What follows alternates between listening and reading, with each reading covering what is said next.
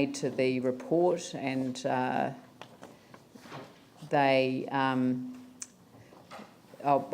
get Councillor Clearwater to talk to those in a minute, but I think that there are a number of questions that people have in relation to the cycleways, and I'm just wondering who wants to kind of start that off. Do you want to start that off, Phil, because you've kind of been receiving a lot of comments from people? Well, I think some clarification from you, and thank you for the chart information you've added. But it's really around, basically, if you could, Chris or Jane or John, if you could perhaps cover perhaps a summary of the summary sheet you've given us with the charts which show the differences between the original estimates, which are in the 3-year plan currently, and the new estimates, and part of that too is some examples of the differences in terms of the standards.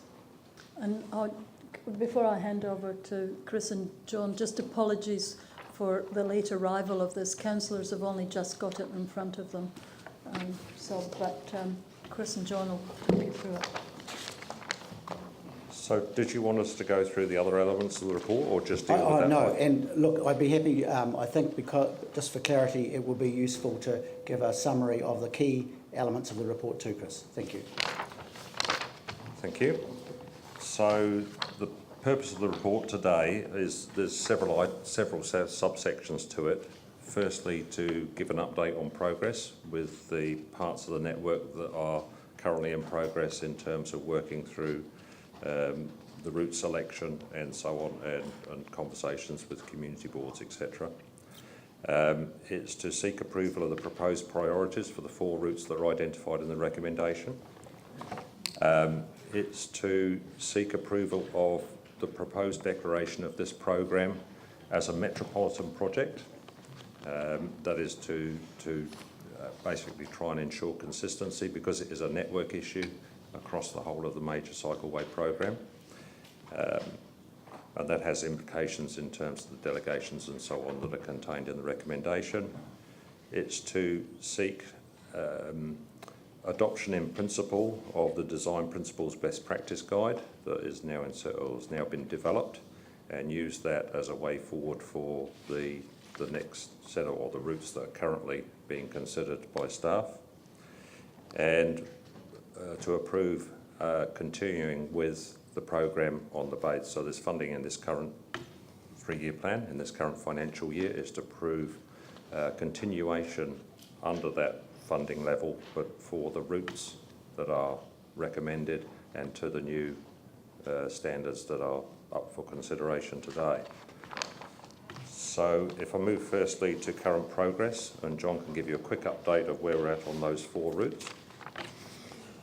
So on the unicycle route, we've completed consultation and the detailed design is completed for Maddie Street East, which includes past the Girls High School, but also signalised crossing of Deans Avenue and some alterations to the intersection of Deans, Fendleton and Harper. Papanui Parallel, once again, we've been through consultation on the section through the reserve at Grasmere, which provides the cycleways either side of that aren't formalised yet, but they are local roads, and it is a connection at the moment, not a very good connection for cyclists, so it formalises that, and that will be to our new standards. And at the same time, on both of those, we're proceeding with the detailed scheme assessments of the rest of the sections on both of those routes. So that's on the unicycle route that takes us right out past the university. We're talking to the university, etc. there. And Papanui Parallel is through Colombo, Edgware, Trafalgar, and it comes out onto Main North Road at Sawyers Arms. So we're moving ahead with the detailed scheming work on that.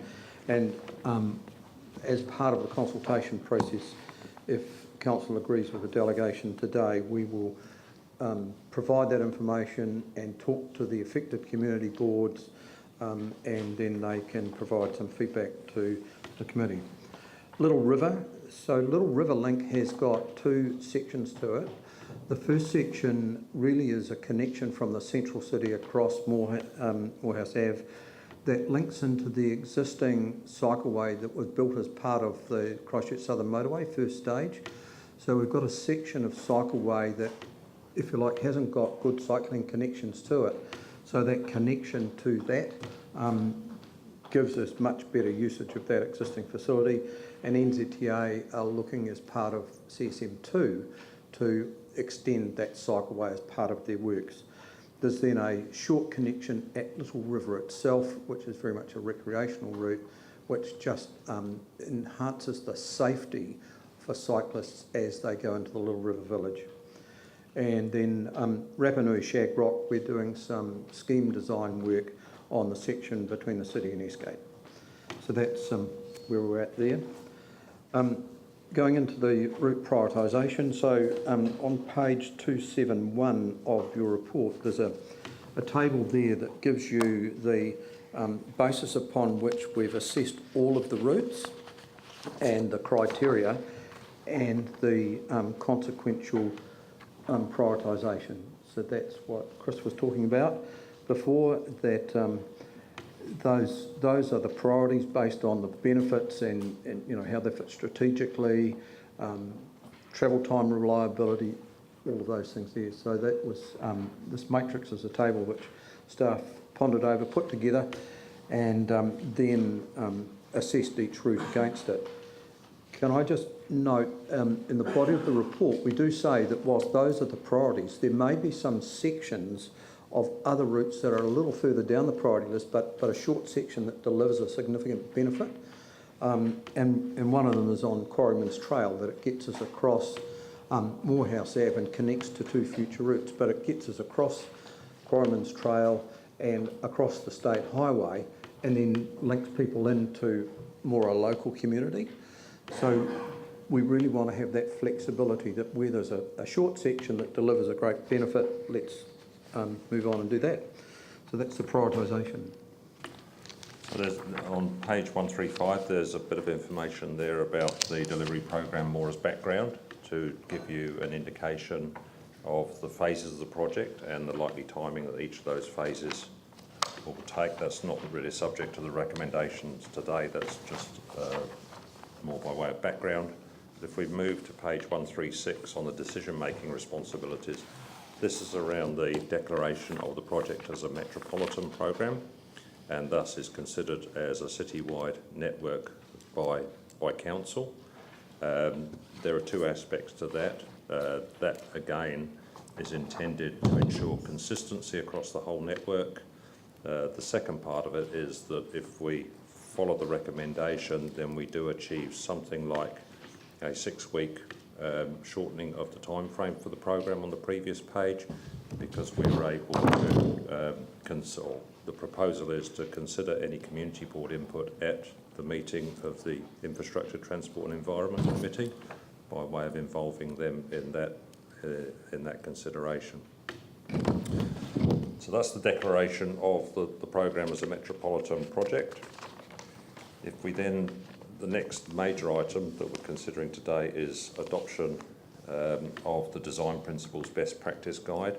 And this is really the next step from the document that was adopted in April 2013 as the high-level design philosophy that underpins the major cycle routes. It is really it's a more technical document that guides designers in terms of the sort of standards that we need to embody in the designs of these routes to achieve the overall objectives of the design philosophy. So that really sits as an appendix to the document that's already been adopted. It's basically further information, it's detailed information that guides designers in the same way as the infrastructure design standards ensure consistency across a whole range of designers that might be working on infrastructure in the city. There is an implication from those, and that's, I'll move now to the paper that's been tabled today in terms of some of the costs. The implication of that design guide means that the original estimate that was put together back in December 2012, there is a a difference between that and what is the current estimate of providing to those standards that are in that best principles guide. The original estimate was really based on the standards and specifications that were used by the City Council for cycleways prior to 2013. Now those standards are a lot higher. The pricing that was put together under the original estimate was based on a mix of unit rates for the sort of intersection improvements that were being provided at that time, and for the sort of pathway widths and on-road facilities that were provided at that time. And as I say, the provision of intersections under those original standards was to a comparably lower standard than is in the new standard. The original estimates didn't provide unbroken levels of safe and accessible routes through the whole route. So what we're now trying to achieve is a consistent standard from one end to the other, so people can expect to be safe, be cycling in a separated environment. That wasn't the case when the original estimate was put together. Can I interrupt and just ask a question there? Because, I mean, the new standards were written in April 2013, so why weren't the numbers updated for the first annual plan? Or why weren't they updated for the 3-year plan? At that time, we hadn't undertaken any further design work to understand fully the implications of the new design standards. That work has only occurred in more recent times through the detailed designs of sections of the 5 cycleways that are currently under consideration. That brought to the table, if you will, or enabled better estimates to be provided from the updating basically the original rough order of cost estimates to something that had a greater level of accuracy, because we had been able to evaluate land acquisition implications, the level of improvements that were needed at intersections, the routing for footpaths. So at the original time, really, we only had routes on plans, and we were relying on historical costs for providing cycleways without having gone to the point of more detailed designs that can inform a better cost estimate. That's work that has been occurring over the last 6 months or so. 12 months. And perhaps I need to take responsibility for that, because I'm probably the only one that was here. We didn't make it clear to council that it was rough order of costs. But it's such a huge difference. You know, that's the issue, because, I mean, but somebody must have been alert when the 3-year plan was done. When the guidelines were changed in April 2013, you would have been you would have been out in public consultation on the 3-year plan by then. Yes, we were, and I'd have to go back to the record from memory. It was at the final adoption of the LTP that this was put in. The amount? The amount. But I don't take that as gospel. At 68 million? Yes, it was. And it was a very quick estimate, and it wasn't caveated enough about. So. And that was for 13 cycleways? Yep. Okay, so, this has been teased out in the public arena. It's, yes. It's been an issue for a number of people. When we did the annual plan last year, which for a number of us were, we were brand new to a new role, we were asked to change the timetable.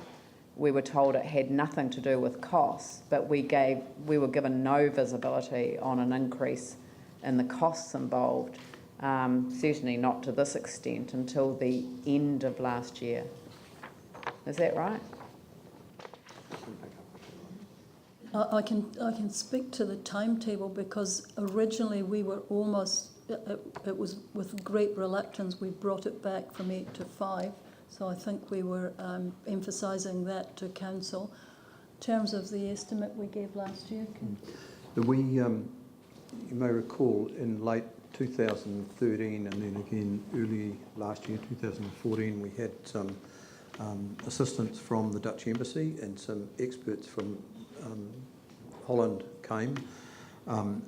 We worked through in detail as a staff team the guide that Council had adopted in 2013, and then work through what's the implications of that, if you like, on the road, how does that work? And we needed to do a good range of examples to be able to actually understand what that meant, and that wasn't just something that could be completed by the time of last year's annual plan.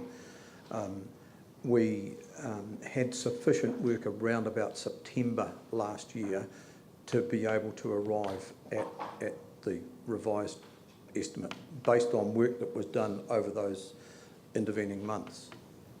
So just in terms of process, that probably would have been a good idea to bring a paper to council at that point to see whether there was still an appetite to proceed with all of the routes and the timetable that was set out with the revised estimates of costs, rather than wait to the capital program. Just as in terms of process, it was a bit of a unexpected result. Ellie? I just wondered whether, appreciate that the Dutch were involved and they're well known as, world-class cycling people, and that they came out and they covered their own costs and so forth. But was any other consideration given to any other designs, any other cities, any other cycling networks around the world? We're hearing a lot about the Dutch. Anyone else? So the work that the team did looked internationally at what was available. We had that, if you like, detailed advice from the Dutch. We've talked with the New Zealand Transport Agency. We've had it independently peer reviewed where we've got to, and we've looked at Queensland, American stuff, and what we have put together in front of you today is a combination of best practice from those places. So it's not, I guess there are some elements of the Dutch guide that just don't work in New Zealand because the regulations and traffic rules around priority of cars and cyclists in Holland is quite different to what it is here. So we've taken if you like, the philosophy, but Christchurchised it. So, Can I just make a sort of a point of order for our meeting? Yeah. I'd understood that, and I understand there's some key questions people want to ask, but I think it'd be good if Chris finishes his summary of the report and also the estimates part, and because I think some of that will be answered in the questions. So that's what we had intended to do, and I don't think Chris had finished.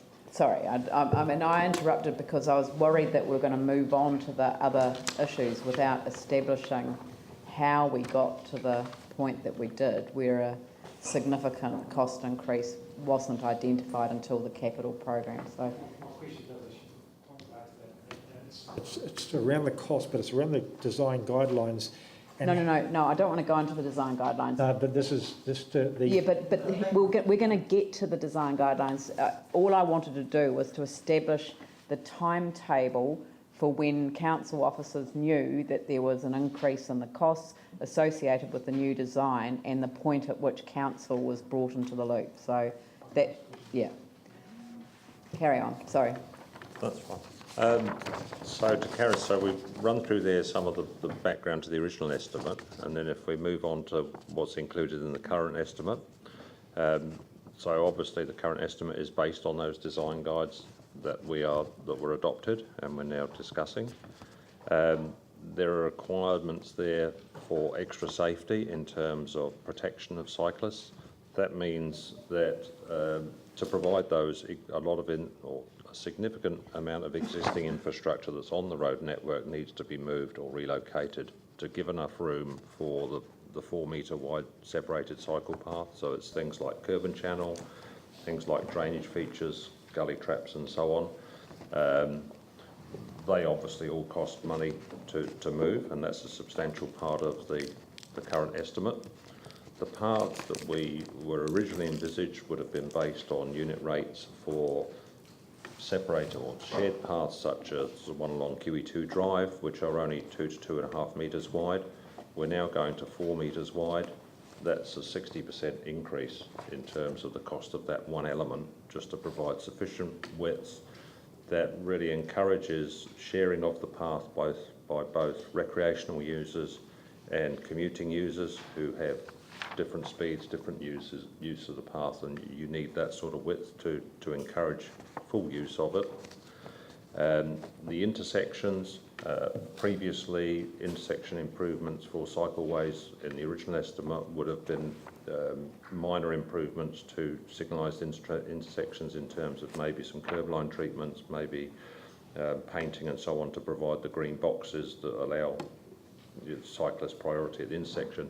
In the new estimates, we have separate facilities for the cyclists.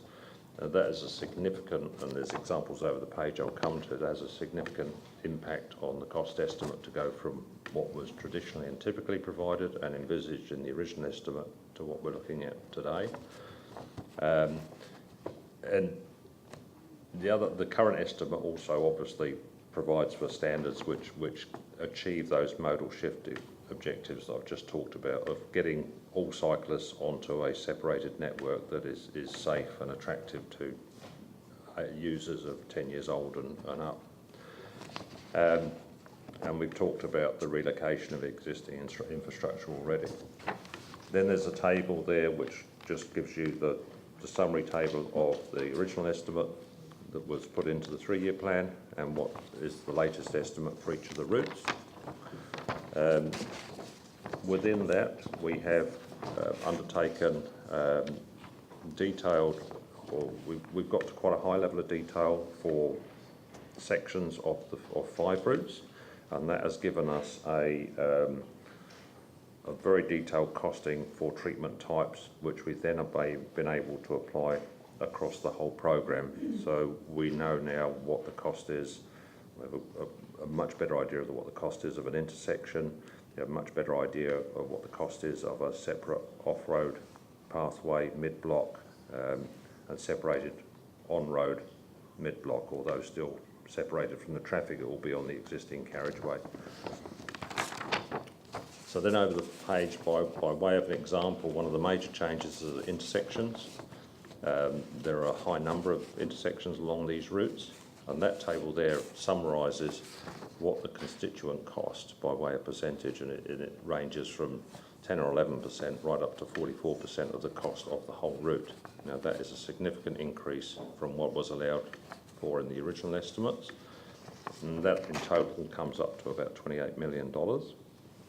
The mid-block treatments, as I've just talked about, the original type of treatment we would have had mid-block would have originally been around $400,000. For the example there is Colombo Street to Trafalgar section of the Papanui Parallel.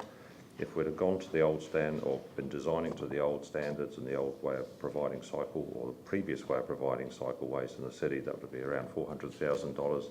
Under the new standards, that's $1.2 million. So that's a significant proportion of the increased cost. Those 2 examples themselves account for a significant amount of the move from $68 million to $156 million. So that's by way of background for the implication to the design standards. Can I just ask a question on mid-block treatment? I'm sorry, but I'm not an expert. So which page shows a picture? I mean, I've got the mid-block treatment cross-sections page, 156 and 157, but I don't understand what's driving the cost. You know, I can't see it. 188. 188? 9.2.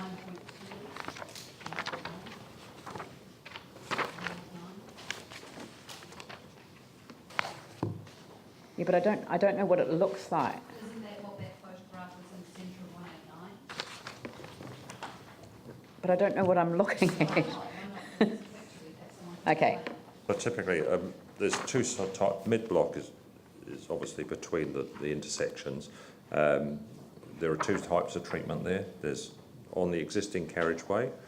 An example of that, although not probably what's being proposed now, is what's been installed out by the university on Island Road. So there, the cyclists are now completely separated from the traffic lanes by a concrete strip that provides separation between vehicles and cyclists. So that would be an on-road mid-block treatment. Off-road mid-block treatment. Page 177. It's got a couple of cross sections. 177. 177. And then an off-road treatment would be a completely separated cycleway, as I say, similar to what goes along QE2 Drive, where the route is away from the main traffic carriageways, and a path is provided of 4 metres wide in the berm of the road. Sorry? Off. Yes. So that's in some mid-blocks where there is room to achieve it, and it's preferable. Then there will be an off away from the carriageway. There will be a completely separate pathway. Where it's appropriate for that road section, yes. But I mean, you know, I've been reading what's been said in the media as well. So, but I thought that wasn't this costed already for the April guidelines, April 2013? No. What's the difference between April 2013 and now? No, don't go back to 2012 when you did the original costing. No, I know that. But April 2013, so it's three things. No.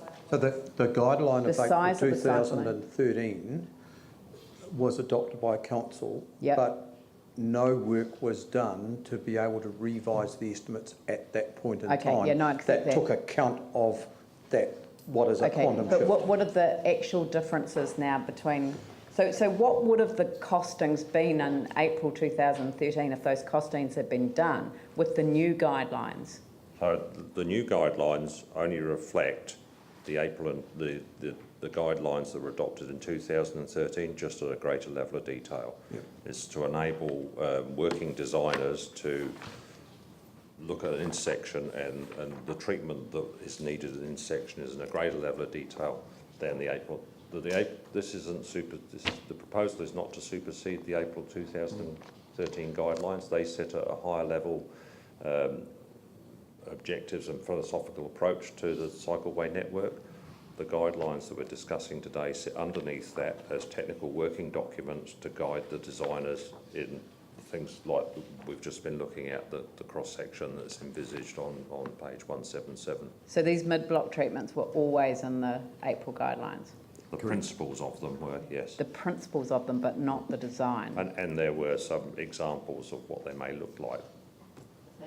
Yeah. So it seems to me to be some big changes. One is the size of the cycleway has gone from 2.4 to 4, so a 66% increase in the width of the cycleway. More of the intersection treatments mid-block have gone off-road wherever possible, and you mentioned one more.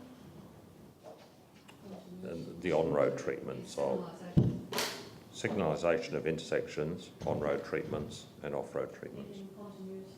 Continuity of design throughout all the cycleways, so Yep. they're all unified messages. And connecting the sections of cycleways together in a safe way. Okay. Paul? With all that in mind and the change of the scope from previous cost estimates, how does that impact the time frame to achieving this 5 years? This is obviously going to impact it because we're now achieving a higher grade. The scope is actually now wider, so there's going to be more work. So that must impact that time frame of 5 years completion. So there is an indicative program attached to the agenda item. There is an implication, but that's more around the consultation timeframe that was envisaged. We envisaged the whole process to go through investigation, consultation and detailed design to enable something to go out for construction is around 12 months. We believe that our recommendation is that a practically achievable timeframe is nearer to 7 years than the 5 years. The 5 years will present its challenges and difficulties if there are any hold-ups on the way through the consultation process or so forth. But I think staff have always said that the 5 years is going to be a very stretched target, and more realistically, and that's the basis of the program that's contained in here, it is nearer to 7 years. Are there other questions? Yanni? If it's not appropriate to raise this now, I'm sure the mayor will tell me. But the consultation, it's going to take some time, but can we use designations through the city plan or the district plan to actually make provision for these? I mean, I'm just kind of reflect on how we use designations to do motorways, but when it comes to public transport and cycleways, we go through a very different process. The majority of the facilities that will be provided are already on designated roadway or through reserve. So when we go through a reserve, we need to make sure we're okay under that Reserves Act. There are some sections of existing road where we need to take some frontage off properties to provide the safe facility, but they are proportionately very small. So the designation process on a blanket route is not appropriate or required. Much more effective to, and on one part of the Papanui parallel route, there's two properties whose boundary comes right out to the curb line. We need to gain the berm that appears to be there but isn't legally. And we're talking to those people directly. If we purchase, then you can designate it automatically. But if you go through a formal designation process, it becomes very convoluted. And there's not a huge need, but there are some needs.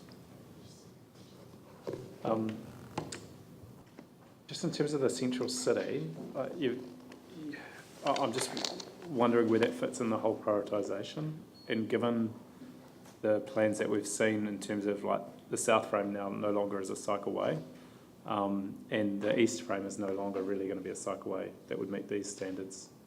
So what work have you done in the central city to understand how they're all going to connect up in light of the changes that the government have made to its blueprint?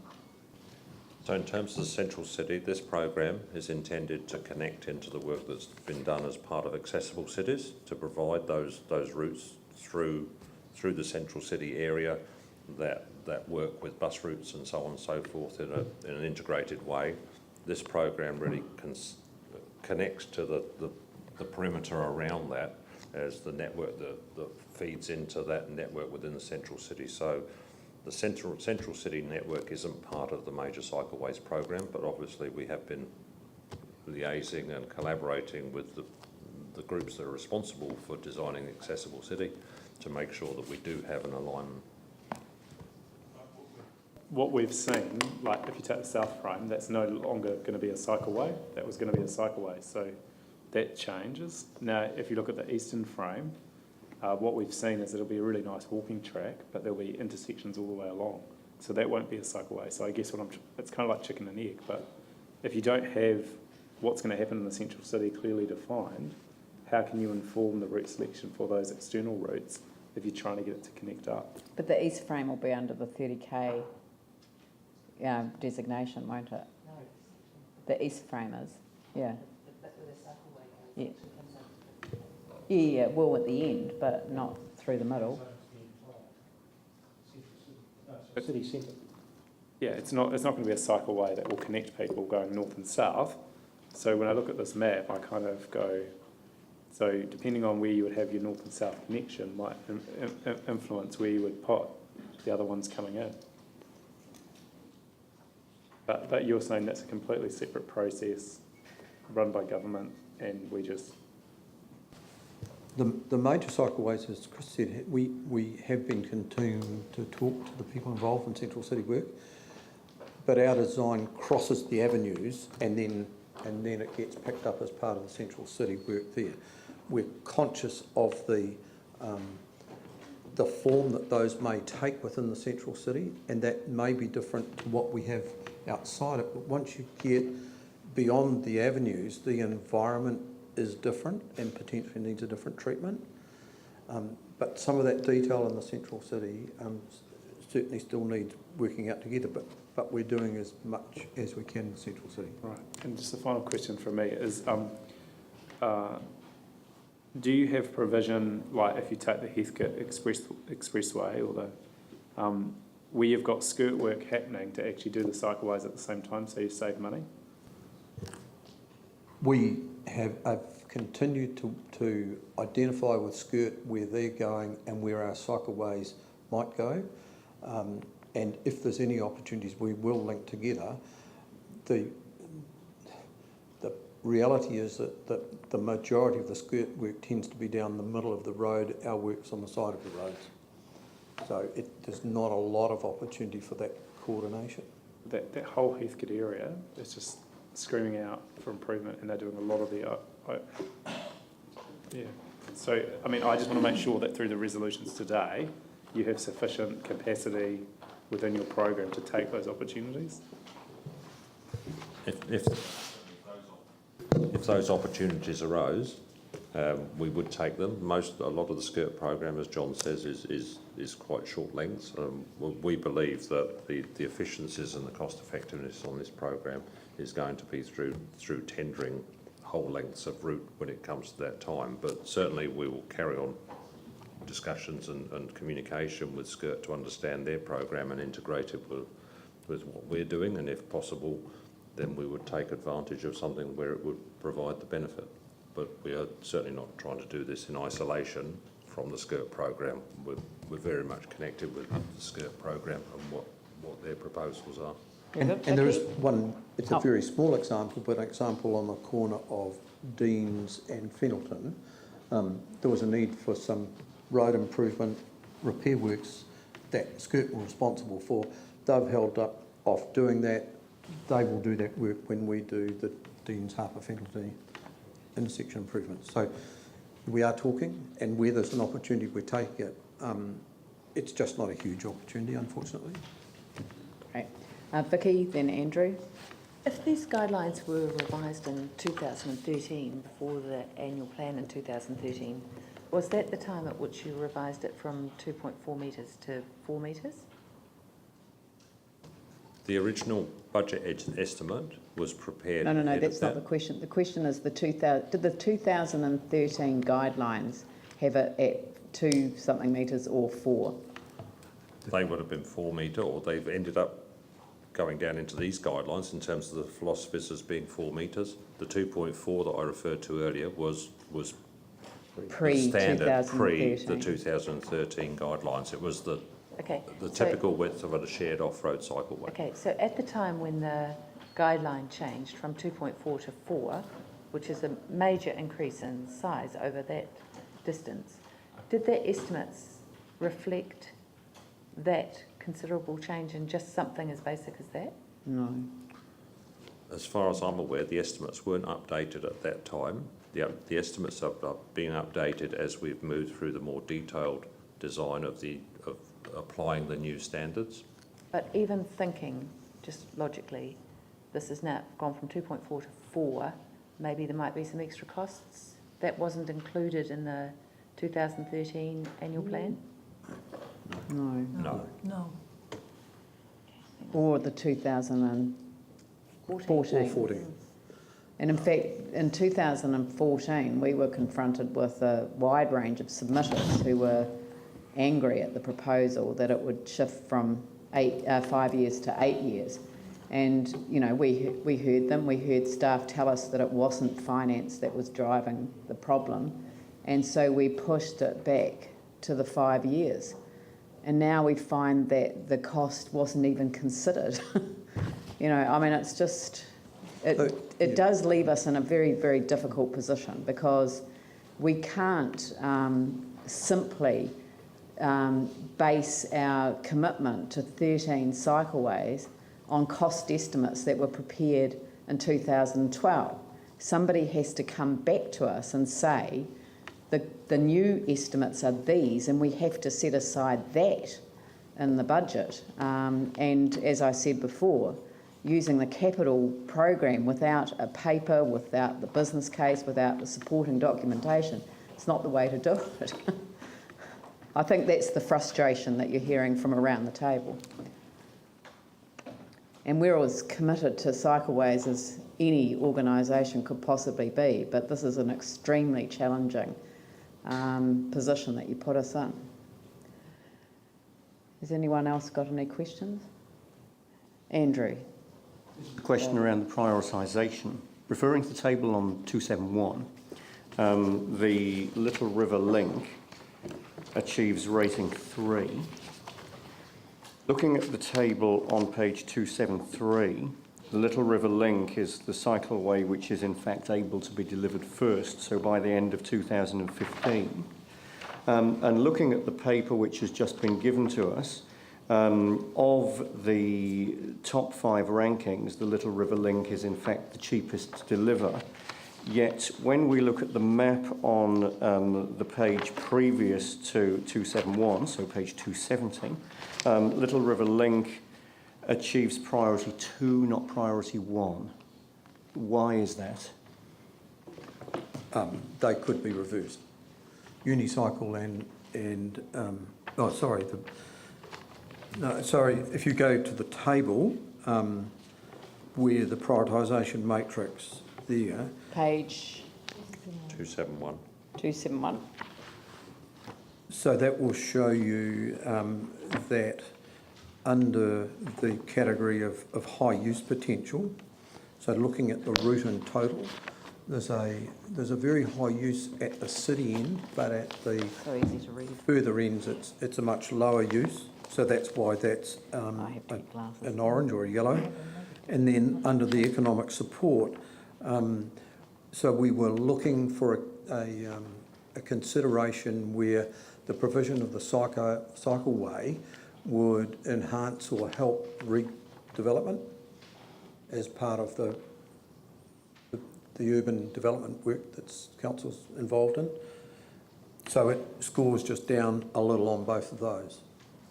They are relatively close. When you get to the bottom of the priority list, you'll see there's a lot more orange and lighter green down there. So the ranking number in the ranking column, is that not actually a ranking as I would think that means? Because that shows Little River ranking above Shag Rock, like Little River ranking 3 and Shag Rock ranking 4. Am I not reading that table correctly? That's correct. Little River is ranking 3rd based on this prioritisation matrix, and Shag Rock is ranking number 4. As John is said, unfortunately this is a black and white copy. The colour copy sort of clear. Yeah, no, and I've got the colour copy in front of me.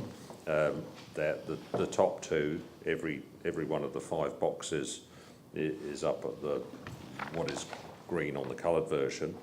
3 and 4, they have 2 yellows, and then item 4, you're correct, has an extra green box there, but there's a presumably a scoring matrix behind that. Yeah, and so that took account of the fact that the large portion. So just remembering that Christchurch City has a responsibility over 2 bits, one right at the city end that connects to Southern Motorway cycle path, and the other right out at Little River itself. So when you look at the route in totality, it's actually lower than the City to Shag Rock route. And if you recall, I said earlier on that in what are we doing now, we're actually doing some work on the city end of the Little River route ahead of some of that Shag Rock route, because there's a real gain for us to connect to the Southern Motorway cycleway. Okay, no, that's fine, thank you. David? Thank you. Look, at an earlier meeting we had on cycleways, there was some debate, quite some debate on the cost per kilometre of establishing cycleways. And I note this report here sort of emphasises the cost of intersection work. And if I just focus on the Avon-Otakaro route, you've sort of indicated there's probably just under $2.5 million worth of intersection work required.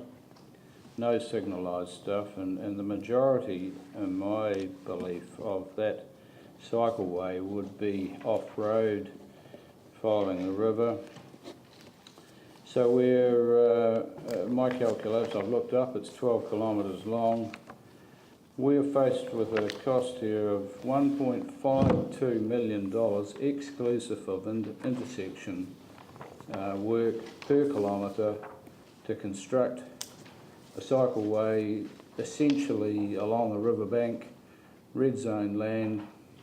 I'm baffled as to how we can justify that sort of cost, and I really want a bit more detail in the cost per kilometre of constructing these cycleways. A lot of these things are off, well, particularly looking at that one there, I can't see how we can justify $1.5 million per kilometre to construct essentially a 2.4 to 4 metre footpath from the bottom end of the Avon reconstruction in the city down in New Brighton. It's just mind-boggling. So I would ask Dave, to come back with some The Avon some more. Otakarau route is not on the agenda today. I know so it's not on the agenda, but the costings are. I'll tell you what, the rest of the cycleways, we need to have a proper paper brought to council with detailed costing so that we can sign off on that. And I'm for one am, you know, I'm a huge supporter of cycleways. No, me too. I want to get this right, but I agree with you that the costings, we need to have a lot more information. Well, but we are focused today on Quarryman's Trail, Rapanui Shag Rock, Unicycle and Papanui Parallel.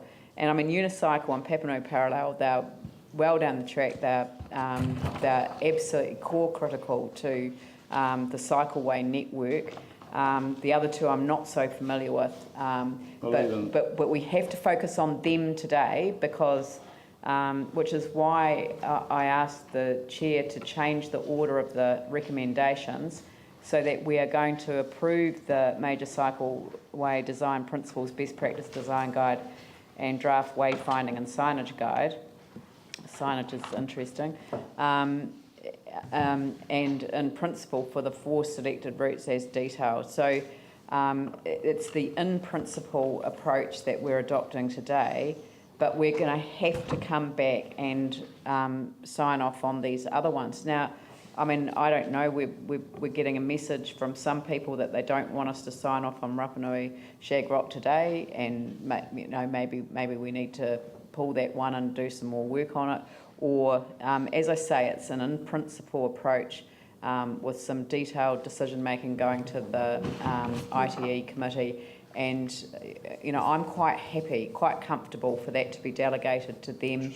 And I know that they're not going to sign off on anything without considering all of these factors that have been raised. But, you know, if we could focus on the cost estimates for the 4 that are in front of us, because essentially we have to be signing off on 16.6 million for one of them, 10 point something million for Rapanui's the 19 million, Quarryman's 16 million. I mean, this is an awful lot of money we're being asked to sign off on today. In actual fact, the dollars and cents have got to be spelt out in the recommendation because we can't approve large, you know, vast sums of money as this, but we have to set aside that money today for these 4 routes if we are to proceed, because there's no point getting people to go down this track without committing the funding to go with them. But it's just the 4 we're talking about, not the others at this stage. But I don't think anyone should take that we've confirmed the other routes until we've confirmed the money and put it on the budget. I make the point though, I suppose, even if you're going to look at the Quarryman's Trail and the Rapanui, you're looking at a 4-fold increase in original estimates. So I still want to get a greater breakdown per kilometre of the costs involved in creating these cycleways. I think it seems to me to be an absurd cost per kilometre. And I really want some detail as to how these are derived. We've had a breakdown now of major intersection costs. Deduct that off the total cost of the cycleway, and you're still looking at a huge cost per kilometre to create a cycleway. So, I mean, presumably you've got all of that detail available in terms of the costings. We have detailed costings for the sections of the ones that we've taken through that process so far to give us detailed costings. So for example, in the presentation that has been circulated, there is a detailed costing there for Matai Street. So we have, and that gives us the basis of that type of treatment to extrapolate out to inform the rest of the cost estimates. We have several of those types of treatments based on the detailed design that we've done for sections of these routes. Which page is that on? No, that's It's in this. Got that? Is that in the, no, what page is it? No, that was That's not in- circulated as in response to a question earlier on. Sorry, I didn't bring everything that has been emailed to me.